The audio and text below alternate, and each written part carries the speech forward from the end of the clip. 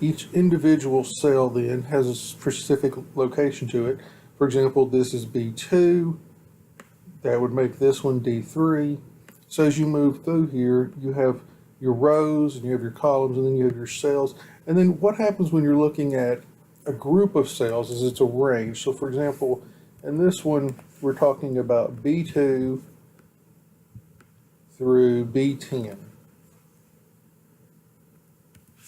Now, whenever we look at a range of cells, the way it will be written is it would go B2 and then colon B10.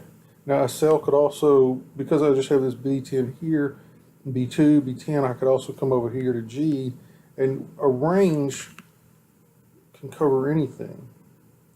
So, for example, this range here would go B2 to G10. And so the range is just the starting and the ending cell. And then they're of course they're separated with that colon. Now, the other basic feature here with formulas, one of the major things here, you'll see this f of x. This is the formula bar here. Every formula, what's important to matter is every formula starts with an equal sign. And then basically you can go in here and just start to type in stuff and you'll notice that everything comes up here. So for example, if I wanted to do sum, I could just do equals and then type in an S. I'll get the S's, U, then I get the SU for sum. I can double click on it and then you'll notice here it kind of gives me the basic layout. And all I have to do is, like for example with this, is I can go down here and click. So whatever cell, you'll notice as I'm going up here at the top, you'll see D9 through D16, that range, but I can also go across. And you'll notice as my range is changing. So for example, now the range is D8, which was the starting cell, and then J16, which was down here. And so as I move through this, you'll see that's how it works. Now the main thing here with formulas is you see it's equals, whatever the name of the formula is, and then the actual formula for what you're doing is located within parentheses. So you always see equals and then your formula, the name of it, and then the actual whatever you're doing occurs here inside the parentheses. In this case, the sum is going to take place between D8 and D16. So if I just hit enter, so you'll notice it's 0. Now what if I were to come over here and type a number, 45, and then another one, let's say 55, you'll see that in this cell here, which contains the formula, every number that goes in here is then summed right there. And so that's how these formulas work, is the formula goes in one cell, and then that cell, anything in that formula, is then used to calculate out. So for example, when I delete it, it goes back to 0. Now you'll notice I can move that formula up to here. And so now that formula is located here, but then this stays the same. So this formula still is only applying to a certain area. Now if I go up here though, same thing, notice it does not calculate 180. That's because this 90 here is outside of the range of our formula, which we said was D8 through J16. So that's when you're looking at that basic terminology. Those are the terms you see commonly heard as columns, rows, cells, ranges, and formulas. And from a layout perspective with Office 2016, you'll see that everything is located along the top of what they call the ribbon. It's looks like tabs. The Home tab, the first part of the Home tab looks very much like you see in PowerPoint. You also see in Word. Then you start to get into some very specific features of Excel. So you've got a Home, you've got Insert. This is where you'll find your charts and graphs. You've got to draw certain versions. In particular, if you've got a touch version, you'll have a Draw tab that allows you to draw directly on the screen. You'll see here Draw with Touch. Page layout. With page layout, this is primarily where you're going to find the ability to turn on and off the grid lines. So if you wanted this to be completely white, you could uncheck that. It'll do that. Put them back. Also where you'll change the orientation and your margins. Formulas is not one I use a whole lot simply because of the fact that you can go in here and just hit equals and type in a letter and it'll start to autofill based on the formulas. But when you go over here to the formula bar, this is a lot of the formulas here where you're looking for certain things. So if you need to make a logical argument, these are where these functions are located to find them. Your data tab contains a huge number of things here. Then the data tab, you notice it's grayed out at the moment because I don't have anything in here. But when you talk about the data tab, this is where we start to see a lot of things. For example, we're looking at sorting, at filtering. We see that we've got advanced filters. This is where we get a lot of the stuff where we start to build a database. And then that's why you see this here for refresh on for connections, because basically this is going to allow you to connect to other sources to build that database. And so this data tab becomes more and more important as you become more of an advanced learner within Excel. On the review tab, the big things here on the review tab my preference is here, new commenting. It's fantastic. If you are working in Excel and you're sharing with someone else, particularly in an Office 365 environment, commenting is really good because when you add comments, you go in here and you click on them and now you can start to have a conversation. So for example, if I made a change, I can actually go and it'll say my name and then my comment on that cell. So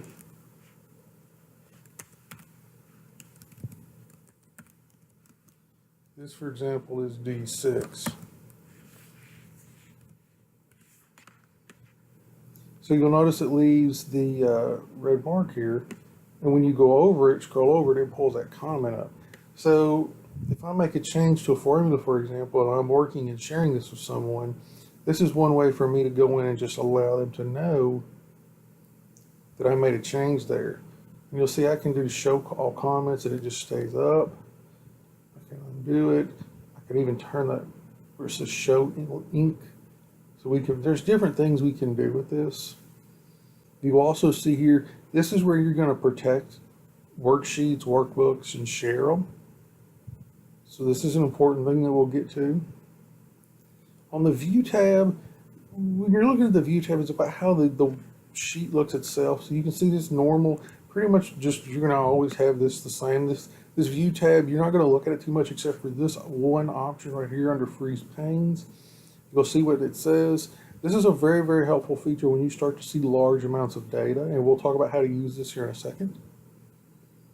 Sometimes you'll have add-ins. I have one, for example, to be able to remove passwords from sheets. And you've got Power Pivot, which is another kind of added-in tab, which you don't have on a basic Excel. So when you go into the commonly used features, let's look at some of the big ones here. One is sort and filter. So I'm a very big proponent when you sort, you use custom sorts. Typically when we're working with data, we also work with names. And a lot of times users want to tend to sort a lot, and really that's not what you want to do. What you want to do is sort, so you keep it in a specific order, and then actually use filters. So sorting, the best thing to do is to go into a custom sort. And of course you'll see I don't have anything in this right now. But with a custom sort, it allows you to sort by levels, and you can add multiple levels. So for example, if this is last name, and this is first name, then I can go in and custom sort, and I don't want to just sort by last name, because if two people have the last name, then what I have here is first names that aren't exactly in alphabetical order. So I would sort in a custom order, over here to custom sort, and now you'll see I can sort by. So column A, add a level, column B. So I could multiple columns, and I could go here and sort this very detailed. So if I wanted to sort it, for example, by last name, by first name, and by grade level, what I would do is grade level first, and then do last name, then do first name, and that organizes the way I want to have my data organized. Now, once my data is organized, then I'm going to look at filters. So filters are fantastic because you'll notice the filter adds a little drop down here. And it allows you to then filter out certain groups. So, for example, if we say Donald, Mouse. I don't know if anybody who knows Goofy's last name. But when we're looking at this, we can go here. Now you'll see we can sort. So if all we want to see is Goofy and Mouse, then there we go. And it hides row 2, you'll see. So filters that's when you're talking about viewing data, filters is the way you really want to go, as opposed to sorting. You would just want to filter, because if you're looking to just say, see your group of people, then all you would have to do is filter just by your name. Now, we've got the find feature over here, which is pretty standard and simple. Find and replay is fantastic, because you can literally go in here with Excel, find what you're looking for, and replace it out. So for example, an easy way to think about this is, let's say, for example, that I have something that looks like this. So it's F:(G), say, comma, C.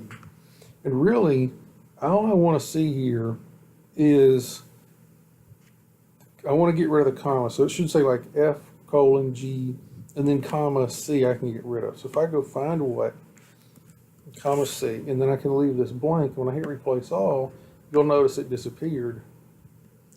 So find and replace is much better to me than just anything else. I can find stuff, it's fantastic, but if I need to make whole-scale changes to a document that, say, particular has something in it I don't want, I can do a find and replace and just get rid of it. Now, number formats, you'll see here under number, you've got number formatting. This turns your numbers, the standard here is to run to 2 decimals. Percentage, fractions, these are your number formats. Once you're in the number formats, this will add, subtract your decimal points here. If you notice under currency, you can change your currencies. You can also, of course, pull more in. The standards here are English, US, UK, Euro, Chinese. The alignment window, you notice here and here, you see these little boxes. When you click on one of them, it brings up this alignment and this much more detailed window here. So for example, this is where you'll find numbers. And so here's all of these things, but you can click on like custom and special, and you can make your own changes. Like when you go to number format, you can change the number of decimals, so it'll give you some examples. This is where an alignment is. So from here, how you want your text to be shown, if you want to wrap it so that it all fits within the same cell.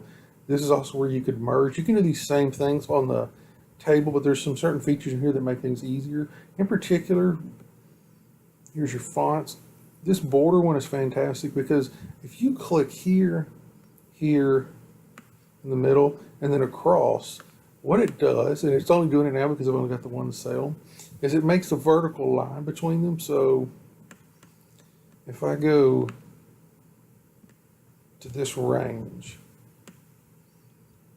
and now if I go back to border here, I can click on these 3 at the bottom in the middle. And so you'll see what it's going to do is it creates these borders here. The nice thing about this is if I'm working with a lot of data, it's really nice to have the lines in between there, because then it's a little bit easier to see just in terms of separating things out. We'll go back to this alignment. The other thing we'll see here is fill colors for cells. I'm not a real big proponent of just leave it white, it's easier. But then there's this protection. One of the things you'll learn is that you can actually protect specific parts of an Excel document, and this is where you would do that from. So those are some of the major factors here right on that first home tab. Now, another feature here, if we go in and we look at insert, is the ability to insert your charts. So once you have data, for example, like I've got just last name and first name here, you can go in here and pick your stuff, and you'll notice it puts a chart automatically, and you can kind of start to go through here, and you'll actually be able to visualize and see which chart you want to use. Now, visualization is fantastic, because even though I have all of these large amounts of data over here, anytime I can quickly visualize it, it makes my ability to analyze the data so much faster. And then the last thing I want to show you for now is under this View tab. It's this Freeze Panes. So we've got three options here. Number one is just Freeze Panes.